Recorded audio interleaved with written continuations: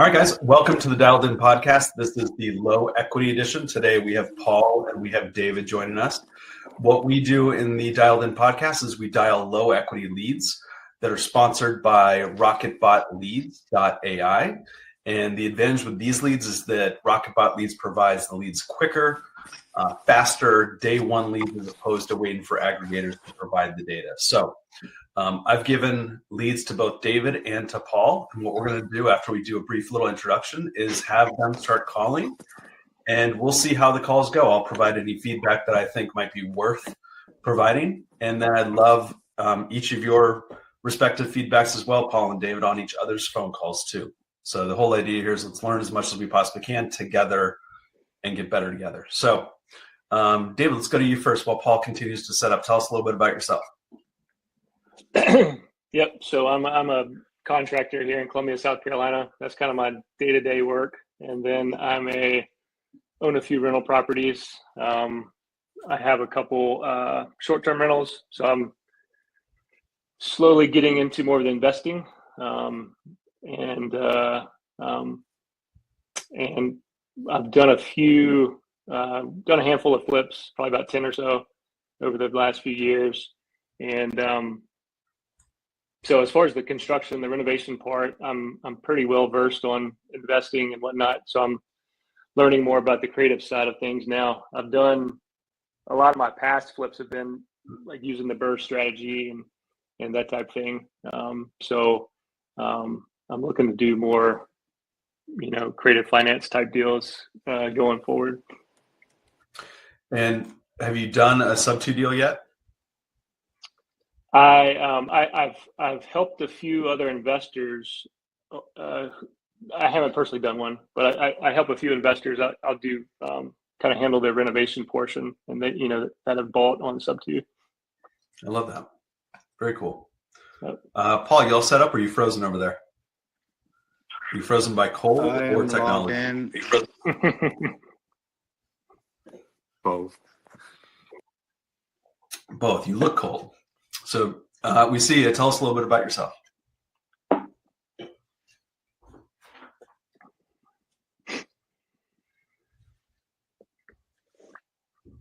we lose you, Paul?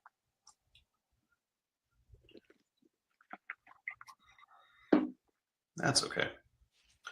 Let's do this. I've given you guys both some data sets, right, from Rocketbot Leads. David, I forget, are you starting from the bottom or the top? The bottom.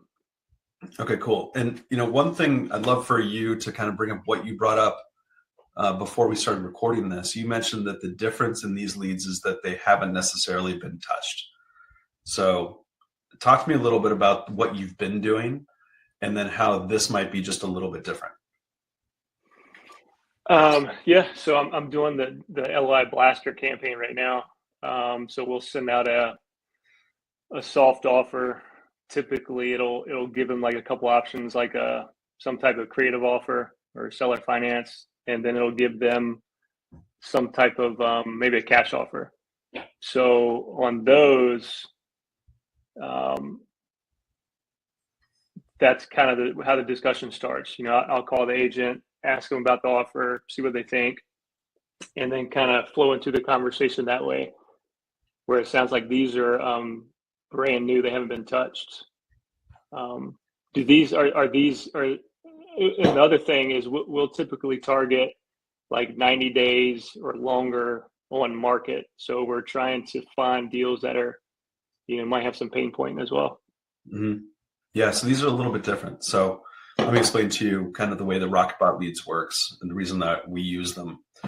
What we found is that when we were really going heavy into low equity, when we first started going heavy into low equity, the frustration was that even though we were kind of newish to the market in the sense that there weren't a whole lot of people who were going direct to agent low equity, for example, but we were all pulling data from the same place. And so typically it's a data aggregator, the ones that we all are all familiar with. And so if you call them, for example, on the second, third, fourth day, the data aggregators have that data, they've already been contacted by, at that point, only 10 or 15 people, maybe.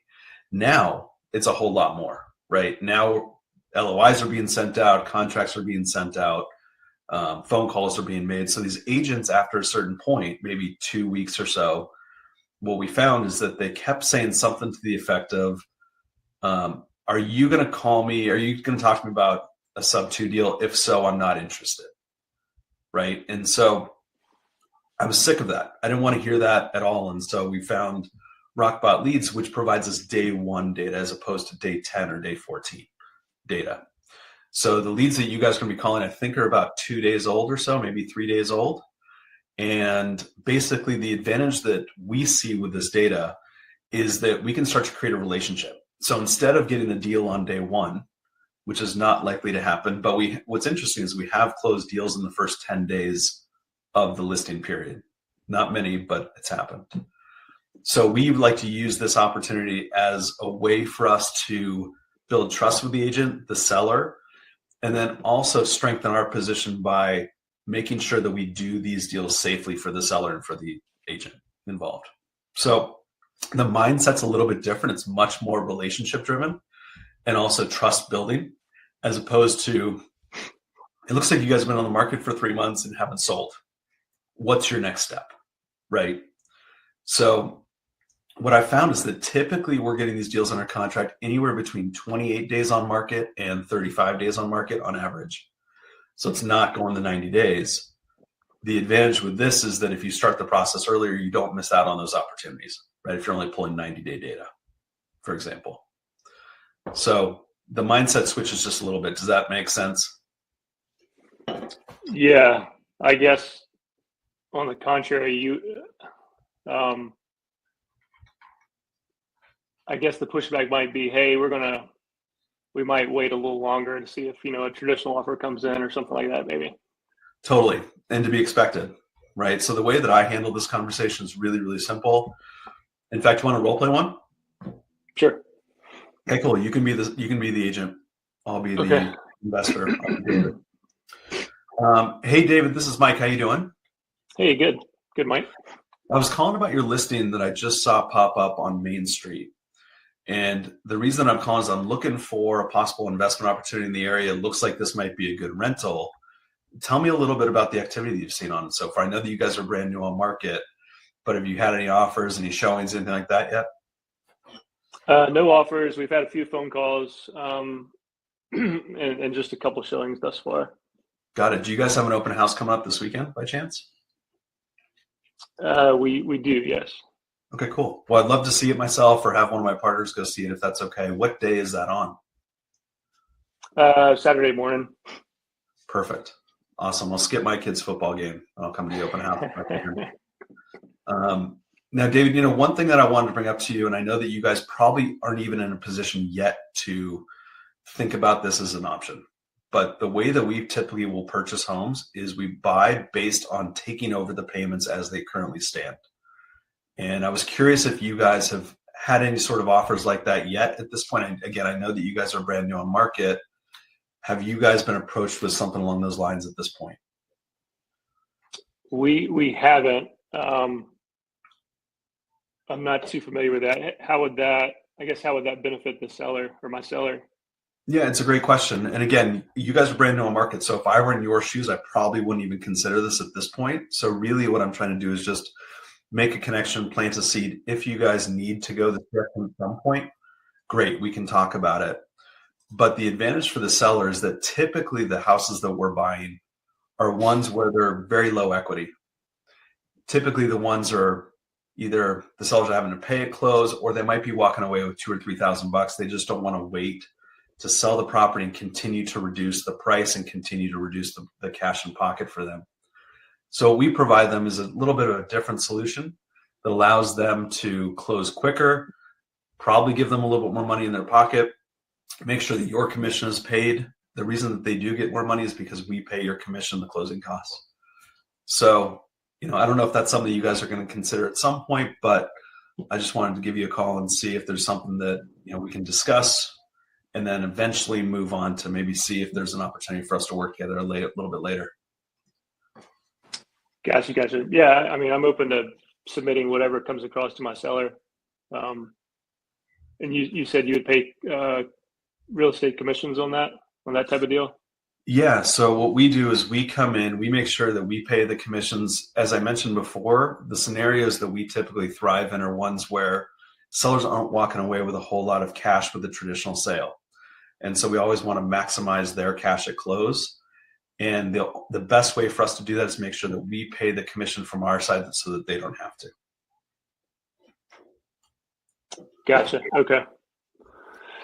So let me do this, David. I think that this kind of makes sense. I know that we're not in a position to make a decision one way or the other. I don't expect that at all. Let me put some numbers in front of you just so you guys can see it. And then I know that you guys are having an open house this weekend. Hopefully I can make it or my partner can make it. But I'll give you a call if I can't later next week, and we'll touch base and see what the activity is like. I'm here to answer any questions that you have. Feel free to use me as a resource. Would that be okay with you? Sounds good. Yeah. Okay, cool. So that's typically that initial phone call. Okay. It's really, it's not even a sell, right? This is, hey, I'm just touching base. Have you guys considered this? This is what I do.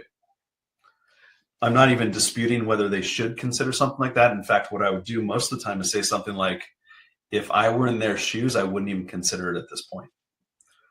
But I'm here to show you how to do it safely. And so my second call is really, if you guys do choose to go down this route, this is how I would properly structure it to make sure that the sellers are safe, make sure your commission's paid, and you're also protecting yourself. And generally, go ahead, Dave. In that conversation, would you go ahead and email something over to them after that first conversation? Yeah. Typically what I would do is send them over an offer, like a formal offer after the first phone call. I would also put in the body of the email, say, this is an offer. However, I know that you guys aren't considering something like this at this point.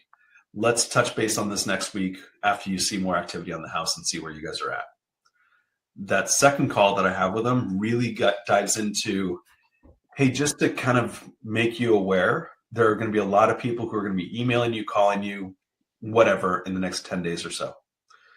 If you do choose to go down this route, I would make sure that you have X, Y, and Z covered.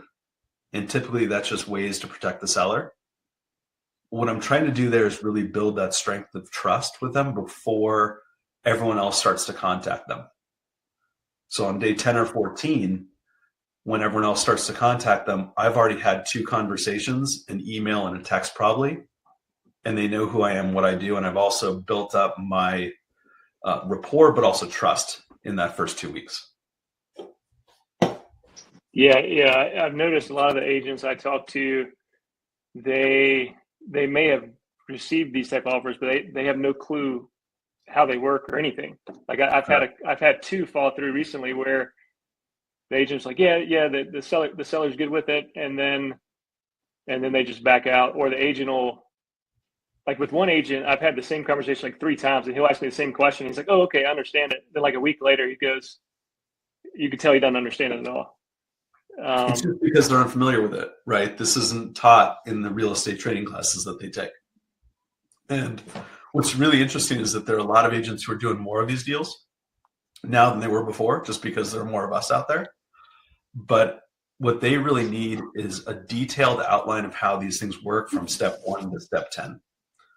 And so what I've done in the past is I've created videos that explains everything that they would have to know about the process, and then given them access to that library. And that's just another way that I try to strengthen that relationship. So they see me, they also see deals we've done. Basically, all I'm trying to do is just build that trust with them the whole way. Right. Okay.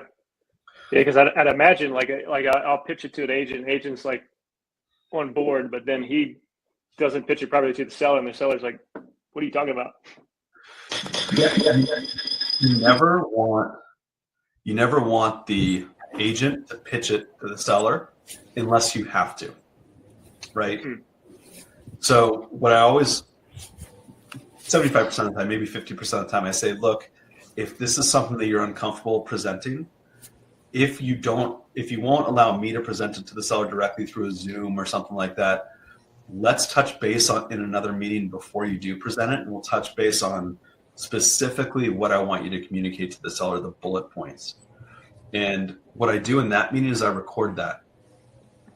And then I send that to the agent and let them show that to the seller. You want to control it as much as you possibly can. Hey, Paul, you all set up? Got it. Got it. Paul, tell us a little bit about yourself. So new to Sub 2. I actually met you back in New Braunfels. With Jeff. But we do apartment maintenance. I'm maintenance supervisor. Been doing this for the past 10 years. No real estate experience. So I did do the No One Left Behind challenge. That's pretty much all. Like, that's all for me. Like, this is all new to me. So, Paul, if I remember correctly from the last meetup that we were at together, you had just joined Sub 2 and you and your son were at the meetup, correct? Yes. Yep. And you were still trying to figure out kind of which direction to go in. Do you have a little bit more clarity since we last spoke? So I did join Jeff Smith's school program. So we're working with as far as like asking better questions. And I'm still trying to figure that out. Either I just want to get better at asking better questions. That's my main goal. But as far as direction wise, I really haven't figured that out yet, whether it's going to be, I don't think I want to do direct to agent. I think I more want to do more towards direct to seller. But I was talking to Jeff last night and he was just saying, when you talk to agents, it's just a different approach. You won't talk to an agent talk to an agent like you would a seller and vice versa. You know, I kind of look at it as dating a little bit. You know, when you talk to an agent, it's business minded, right? You can kind of cut through a lot of the fluff unless that's your style. In fact, yesterday on our phone calls here, the women who were calling took a very different approach than what I would take. I'm very direct, right? David, we kind of heard in our role play, I could have asked more questions before I said something like, hey, the way that we purchase is this way, right? I could have done that. I find personally that that's just not my style. With sellers, you have to be much more empathic, right? You have to connect the pain points, identify the pain points, comment on them, make sure that they're heard, and then also kind of use that pain point to help them make the decision that they think is best for them, right? If they have to leave Bear County, for example, and they have to relocate for military purposes, what's the time frame on that, right? That's one question I would ask. You know, when do you guys have to move? What do you have to get done before that? Keep layering the concern, right? And so it's just a very, very different conversation. If I had that conversation with an agent, would that be beneficial if I said something like, gosh, it's got to be so hard for the sellers in this situation. Is that going to really move the needle at all with the agent? Yeah, probably not. Probably not, right? So it's just a little bit different. Paul, before we get calling, did you have any questions about how this call goes? I know that Dave and I were touching base on it before you popped in. Yeah, I caught like the end of it. So the way I've been doing it, it's just been like, call the agent, high pitch. It's like, hey, I'm calling about property XYZ. Is it still available? And then it's just briefly ask about the condition of the property. It's like are the pictures online an accurate description of what the property actually is? Are there any deficiencies that you know about? And then from there, and then you make an observation like, hey, I noticed the property looks vacant, or is it occupied? What's going on, over there, what's going on with the seller or something of that extent.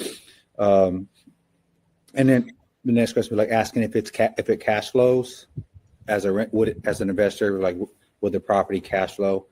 And then be like, hey, as an investor, we do fix and flips or we do buy and holds.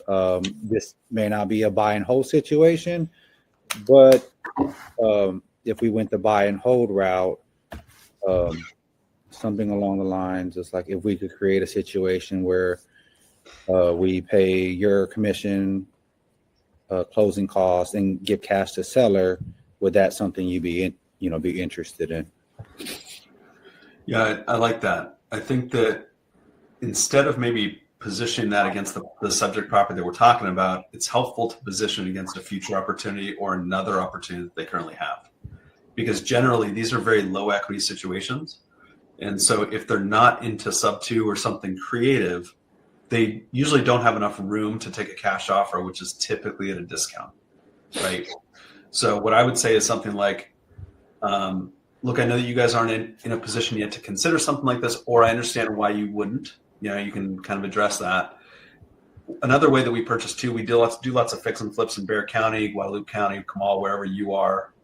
Do you have any opportunities that we can take a look at where we can come in and offer a cash price? We're looking for something that we can fix and flip. Can I stay in touch with you to work with you on those opportunities as well? Right? You're always just trying to find your angle to build that relationship. So let's do this. Are we ready to dive in for some phone calls? I think so. David, are you starting on top or bottom? I'll do the bottom. Bottom. Paul, you want to start on the top? What I suggest you guys do is mute your phones while you're dialing. If you do get someone on the phone, unmute. Don't unmute each other at the same time because we can only listen to one phone call at a time. If you guys both get on a phone call, what we'll do is finish the first phone call and then I'll unmute you for the second phone call if you're still on the phone. So one of you guys get calling. Go ahead and just start calling at the same time. Whoever gets on first type thing. That's exactly right. Okay. That's exactly right. While you guys do that, I'm going to mention something really quickly. It's on the ticker here. If you guys are looking for any sort of quick way to generate contracts, we've created something called quickcontracts.com where you can go on there and just very quickly fill out information. It's 100% free. It's an easy way to write cash offers. So quickcontracts.com, QUIK contracts.com.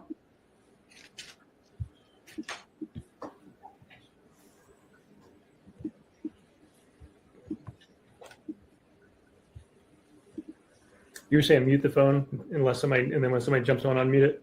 Perfect. Yep.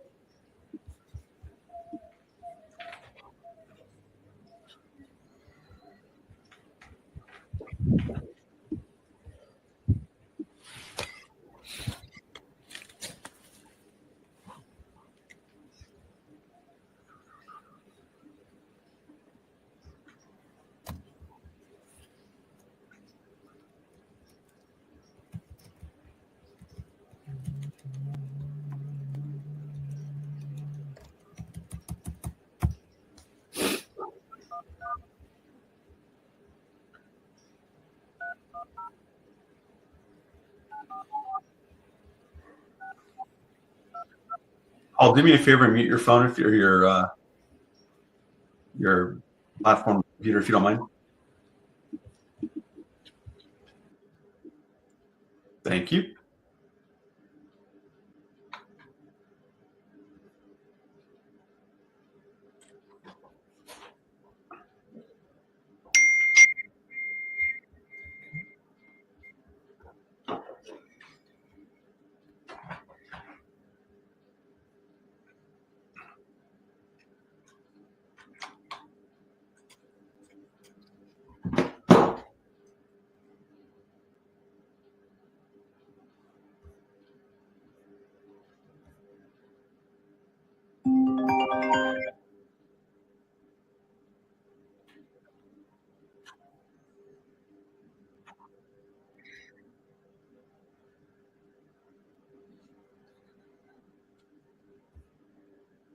Keep getting people calling me.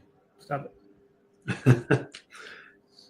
I've recently found the DND on my phone, and I'm fine tuning it now to see which people I want to have calls go through on. Because I find myself missing so many phone calls during the day. It's nice, but a little bit stressful at the same time.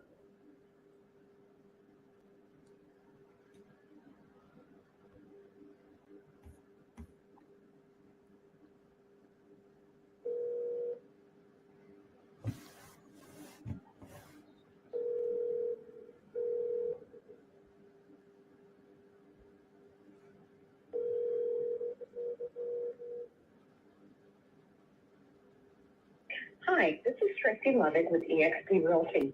I'm not available to take your call right now. If you will leave a message, I will. You want us to leave voicemails or Your choice. These are your leads, whatever you want to do. Typically, what I would do in this situation, just because I do it in mass, is I probably wouldn't leave a voicemail, but I would send them a text. The second call, I would typically leave a voicemail. That's my process. But whatever you want to do. Okay. You want us to double dial, and then if we don't answer, we'll just send them a quick text? I'm going to defer entirely to you. Whatever you want to do. Okay. Consider this your business right here. Whatever you want to do, you do. Okay. Is this for yourself or is this for a client of yours? No, it would be, I'm an investor. So what we do is me and my partner, we're going around and looking to purchase potential properties in the area. And this one right here just caught our eye. So I figure I'd give you a ring on it. Sure. So like I said, we're investors. We do fix and flips, buy and holds. The property, is it vacant or is it occupied? It is vacant. Okay, awesome. Are there anything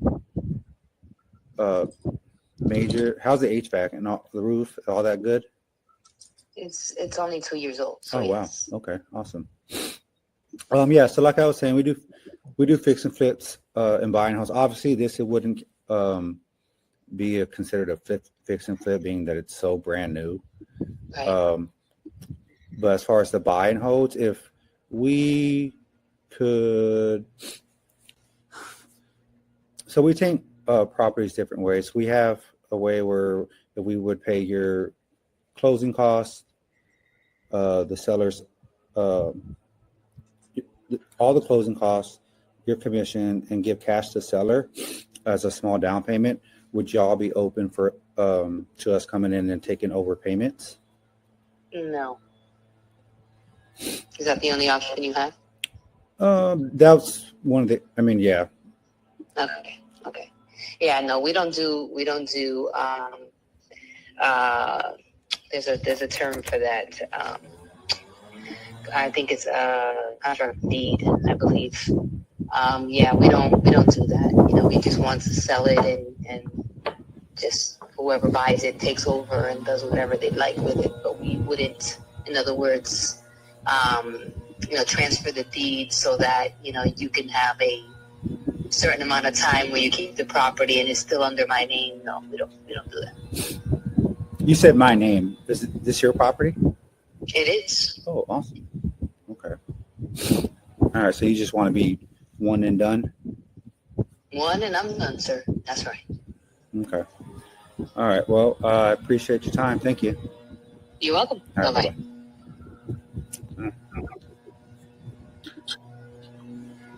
Bye-bye. David, what is your feedback for Paul? That was a first. Typically, when I'm calling agents, they don't own the property. That was interesting. I mean, a typical agent, like they anything that's not traditional, they're going to kind of push back. So maybe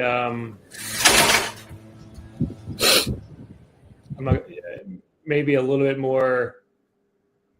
I guess in that scenario, you could kind of start asking some questions on kind of, what's the status of the house? What are you trying to accomplish? Kind of some of those type questions, maybe. You potentially could have jumped into the, will you take payments too soon, maybe? So I think that you started the call off great. I love the question of, is it vacant, right? So again, it's interesting too, to David's point, that this was the seller and the agent, right? So it's a little bit of a different conversation. Now you're having a direct to seller conversation, not a direct to agent conversation, right? So I wrote down some notes. I wrote, who is we? When she said, we won't do that. I was thinking her brokerage until you picked up on it, which I was really proud of you about, by the way. It sounds like you own it or something like that. And she said, yeah, we own it. So at that point, it's so crucial to just change the conversation just a little bit. So then you can start to go into really the 4 pillars. And the 4 pillars, what I mean by that is I would focus primarily on motivation. What's your situation? What are you guys doing with the property? What have you done with the property? Where are you now? Are you having to make 2 payments? That sort of thing. One of the biggest stressors, I think, is having to make multiple payments at the same time. If someone's bought a home and then they haven't sold their other one. Right. So I think that was freaking awesome. One question I would have asked at the end there is, have you ever done a transaction like that before? And then what I could tell with her tone, by the way, is that she was worried about that, right? She wanted to be one and done, you said. What I would have said is something like, what are your concerns with this type of a transaction? So have you done something like that before, or what are your concerns? So those are the only things that I would really improve on right now. I think that you could possibly go into a little bit more rapport building before you kind of drop the bomb.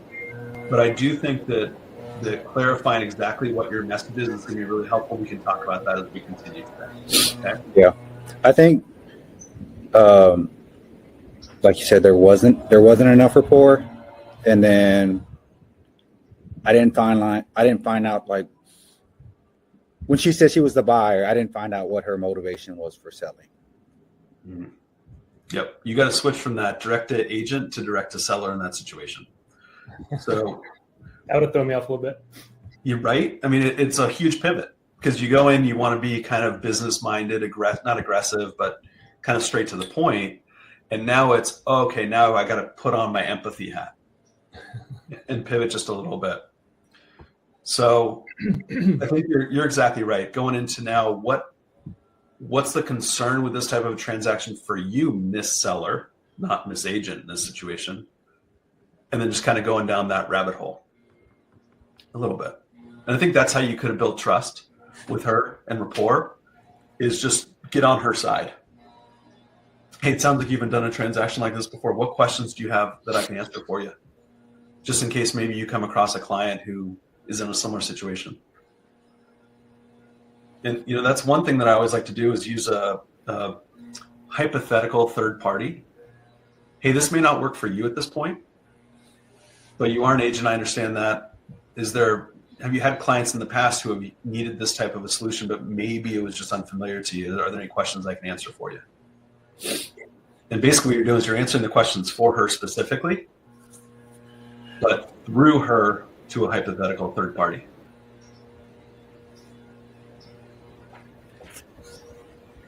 Good job, Paul. Now it's just about reps. Yeah, I kind of felt like when I was going through there, I was thinking about what's the next thing I'm going to say. So, but like you said, with reps, it all becomes natural. Yep. It becomes muscle memory, right? Yep. All right, guys, let's continue to hammer the phone. Let's get David on a call here.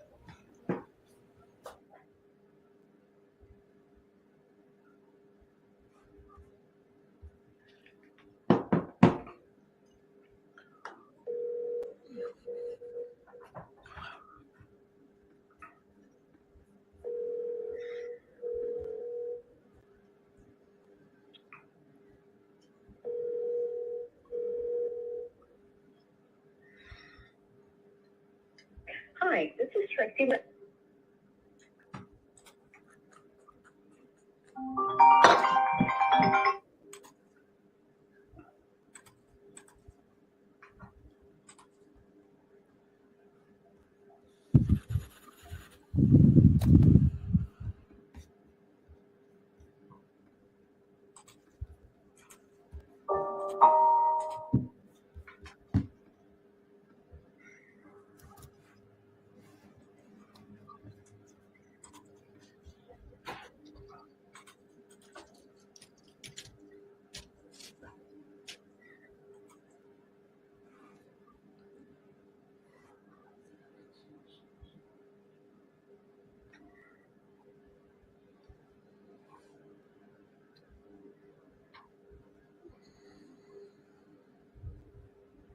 Hello?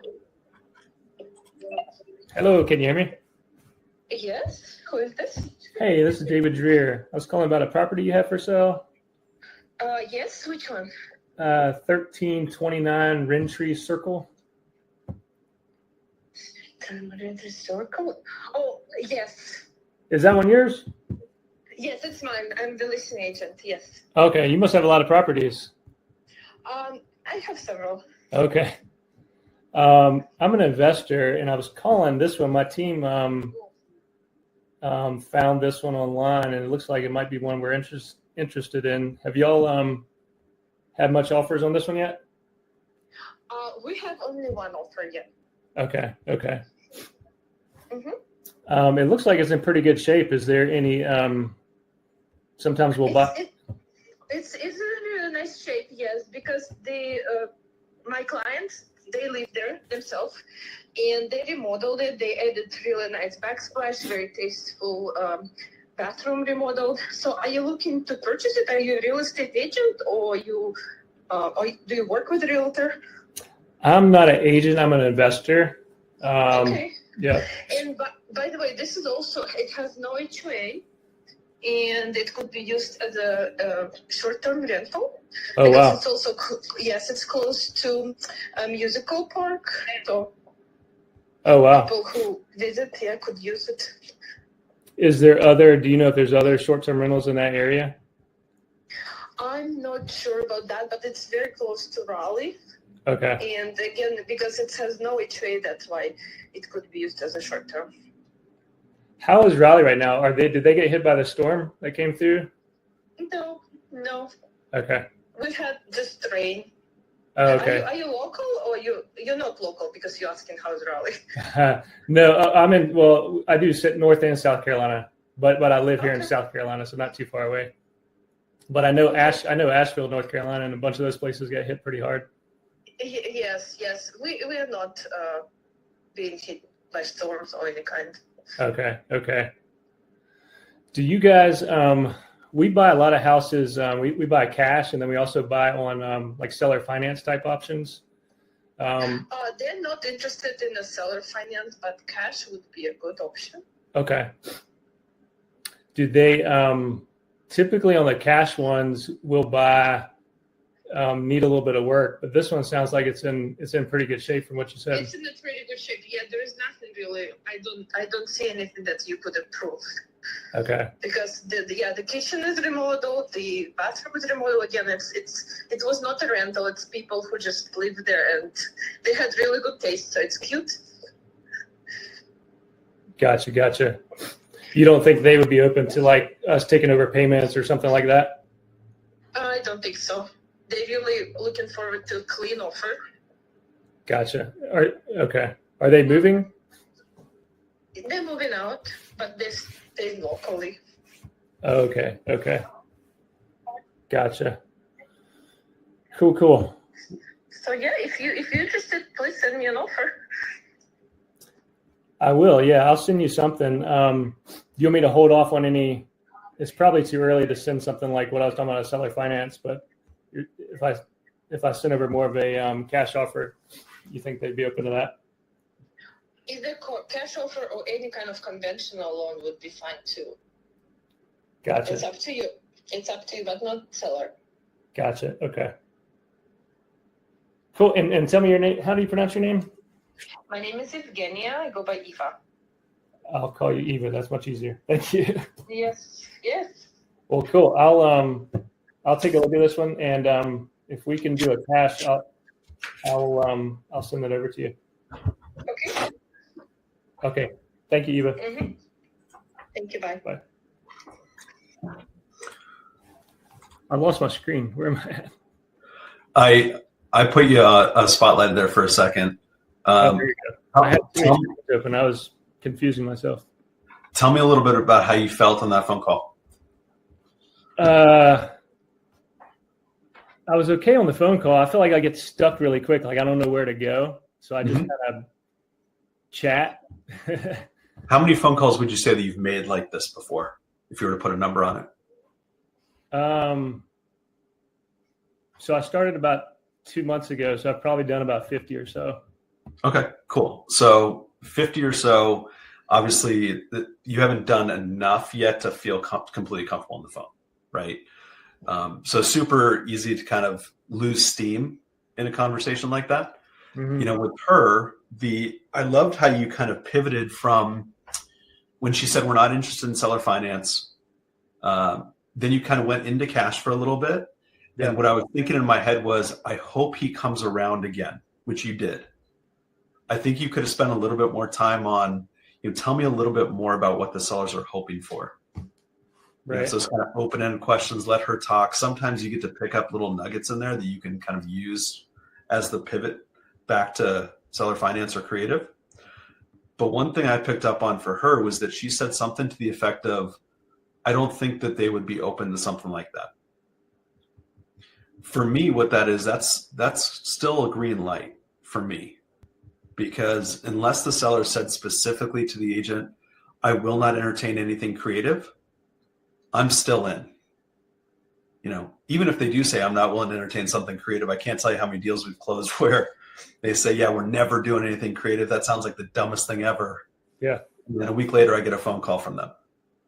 Right. So I like how you kind of pivoted back to the creative side of it. What I would have done there, or at least what I hope I would have done, is something like strengthen my value proposition there. The advantage of working with us is we pay your closing costs, we pay commissions. Depending on when the sellers want to move out, we can close on their timeline. Okay. And we'll also be able to give them at least, if not more, than what they would net with a traditional sale at the current asking price, typically. I forgot about that, yeah. Typically.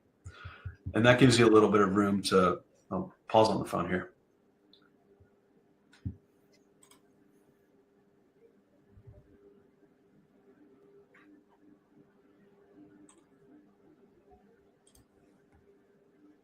Hey, Paul, are you on the phone with us?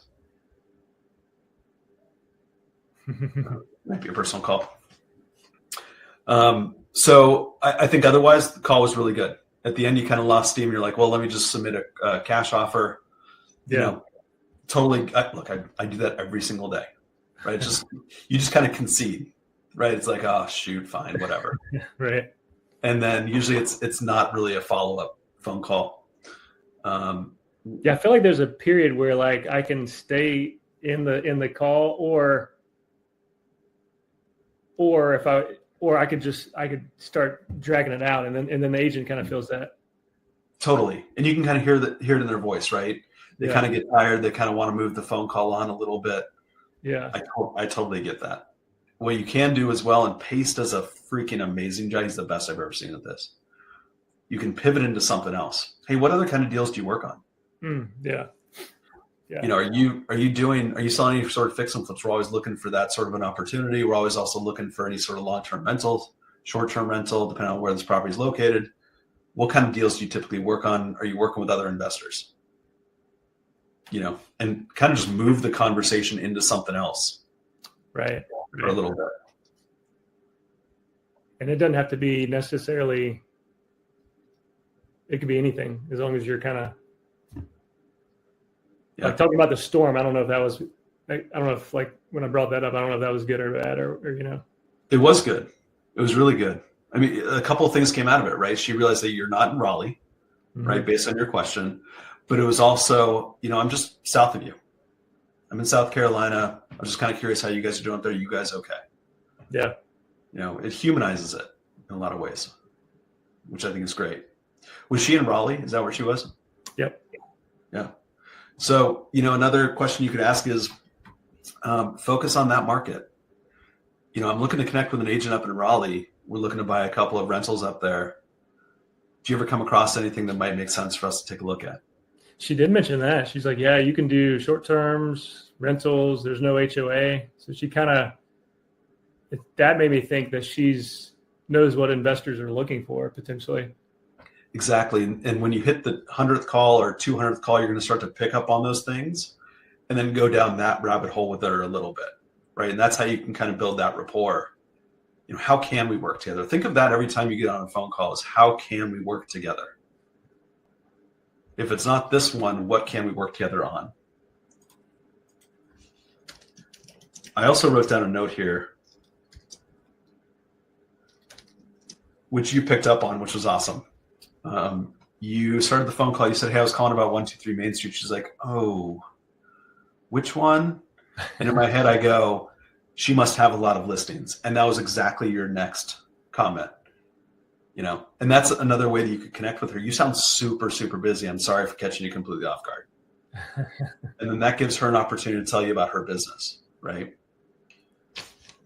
I think otherwise the call was perfectly fine. I think it's just the reps and figuring out where you can kind of dive deeper with them, and then finding your comfort level in terms of circling back around. How can I circle back around to my primary reason why I was calling in the first place? And one way that you can do it is just, "Hey, it's great. Eva, it was great to touch base with you today. It sounds like you guys aren't in a position yet to consider something like this. Let me just send you over some information on it should you choose to go down that route. I'll follow up with you, just answer any questions that you have, and hopefully we can work on something else." Nice. Okay. Because the cash route, I do that a lot, but it's going nowhere, right? Yeah. It's just like, let me get off the phone. I'm uncomfortable. Right. Right. And that's totally normal. So yeah. If it's a high equity or no equity, there's no cash play pretty much at all. Exactly. That's exactly right. Unless they want to take a massive loss, but I've never come across someone who wants to do that. Right. Paul, how you doing? You're muted, by the way.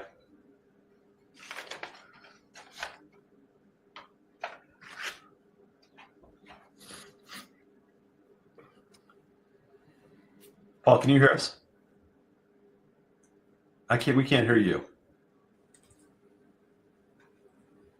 Yeah, can you hear me now? Say something. Hello? There you go. Yeah. Yeah. Oh, yeah. We'll try to get on one more phone call, and then we'll call it a day. If we can't get on a phone call in the next 5 minutes or so, what we'll do is just wrap it up and touch base on what we think we can improve on as we continue to move forward. Okay. Yeah, so the last agent I spoke with, he was like, his seller just wants to sell, get all his money up front. And I was like, okay. So I asked him what was going on with the seller. He's like, oh, his lender just wants him and his lender. The lender wants all the money, and he just wants all the money up front.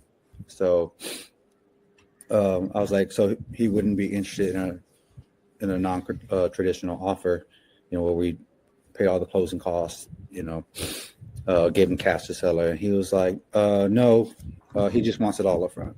He's moving. He wants to be done. So yeah. That's the most common thing you're going to hear is a seller or an agent saying, they just want to be done with it. Because generally what happens is the agent hears something that they're unfamiliar with and they're not sure how to communicate that to the seller. And that's their excuse. That's like, David, that's kind of like their way out of the conversation.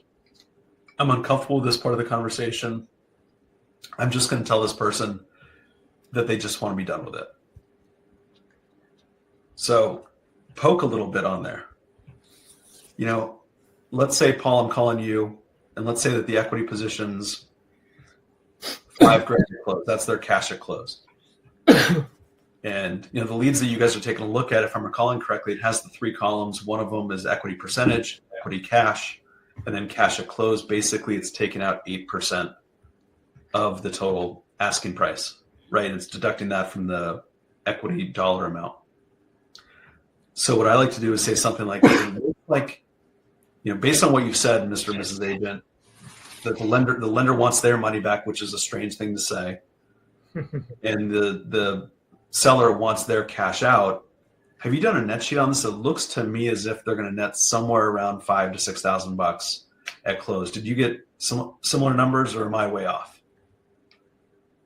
And then it allows them to say, oh, they're expecting to get $20,000 or so. Okay, cool. Yeah, my numbers must be off just a little bit. What kind of activity have you seen on the property so far? And what I'm trying to kind of needle there a little bit is, what is the market telling them so far? Is there interest in the market? Have they had showings? Have they had offers? It's planting that seed of doubt in their minds of what's going to happen in 30 days if this doesn't sell. Are they going to have to lower the price? And then, of course, every single dollar that they lower the price also lowers their cash at close, right? It's basically a dollar for dollar difference. So you dive into those little things, like the things that you think are possibly motivating for the sellers or for the agents. Does that make sense? Yeah. Would you recommend just like, so right now him just saying, because we know they're low equity, like they don't know that we don't know, or that we know that's low equity.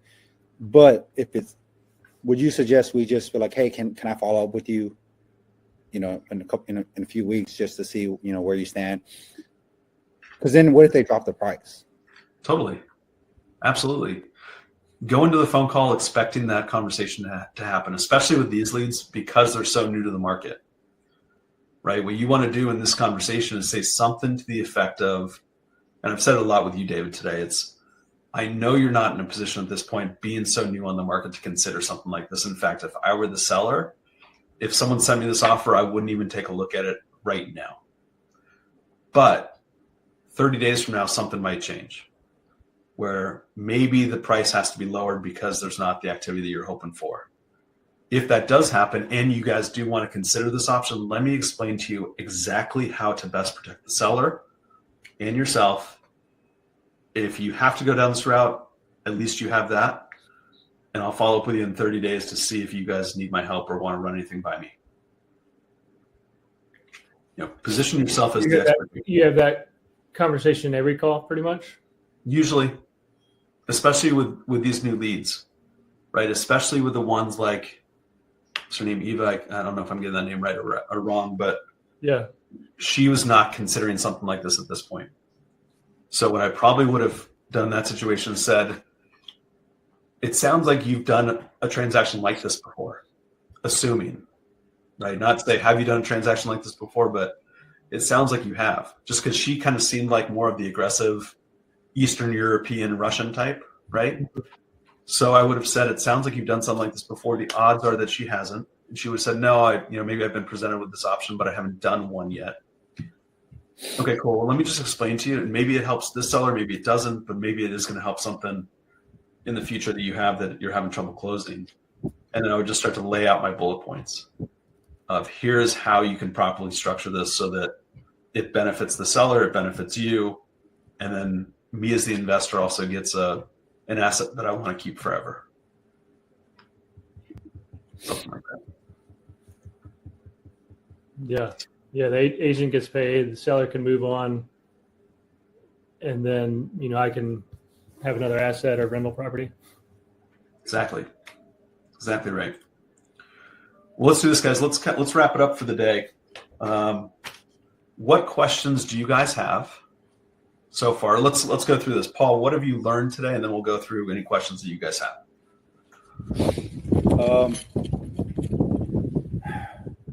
Honestly, what it's gonna, like for me in particular, what it's gonna come down to is just like building more rapport, and then like trying to just ask better questions. It's really just gonna come down to active listening, because I'm so used to like this me going in the kind of the structure that I'm going, like that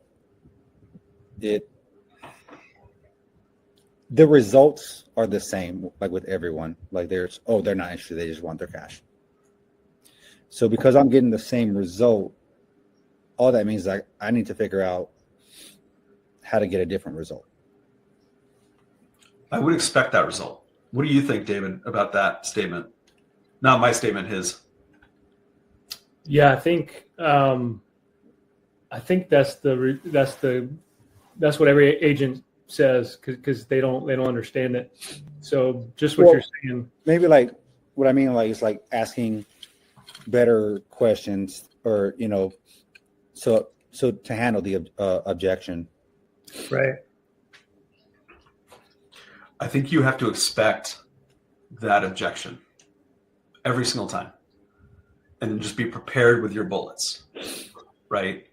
And what I like to do is just do a total soft sell, back off completely. Hey, I know that this isn't a fit for you, but let me show you how it possibly could work. You do that. You say that before you even pitch anything.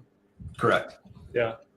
Correct. Because I know that I've had, just like you, Paul, I've had that conversation every single time where they say the sellers just want to be done with the property.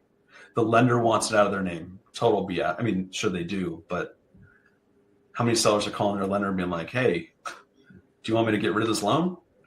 You know? Yeah. So what I would do is not necessarily worry about pivoting the conversation to get a different result. I would expect that result and then be ready with your backup, right? How do you pivot that conversation to make sure that it's beneficial for the agent and you can slowly build a relationship with that person as well and trust? Yeah, I think it comes back to just more reps. The two I had under contract that kind of fell through last minute, I kind of got nervous because once they came under contract, I'm like, well, crap, what do I do now? I don't even know. I don't even know if I underwrote this thing right or where I'm going to get the cash or, luckily I was able to partner. I had a couple of partners who came in and was like, hey, I'll buy this deal from you. And, but some of that psychology too, I'm like, well, I need to know all the steps before I talk to these agents. Because I've done a bunch of burrs, but I haven't done a creative yet. So I'm kind of, I don't want to say imposter syndrome when I'm talking, but sometimes that creeps into my head, How many burrs have you done? Maybe like 5 or 6. Okay. And now that's why I'm broke right now. I don't have any. Yeah. But you're very, very familiar with creative strategies. Burr is a creative strategy. Yeah. Right. It may not be sub 2 or seller finance or owner finance, something like that, but you've done a creative deal. So don't let that stop you from feeling like you haven't done one, because you have. It's just structured differently. That's all that it is. Right. And did you say that you're an agent? Nope. Okay. I think you said you broker. I may have misunderstood. All right, guys. Both of you, thank you guys so much for joining me today. I really do appreciate it. Hopefully you guys can come on again. Hopefully you guys learned something. Last thing before I let you guys go and the audience go, our sponsor, Rocketbot Leads. Feel free to use the coupon code DIALEDIN14 to get a 14-day free trial. Typically, it's a 7-day free trial. We've increased that to 14 for customers of ours or people who attend these. So, guys, thank you so much. The leads that we're calling today came from that? What's that?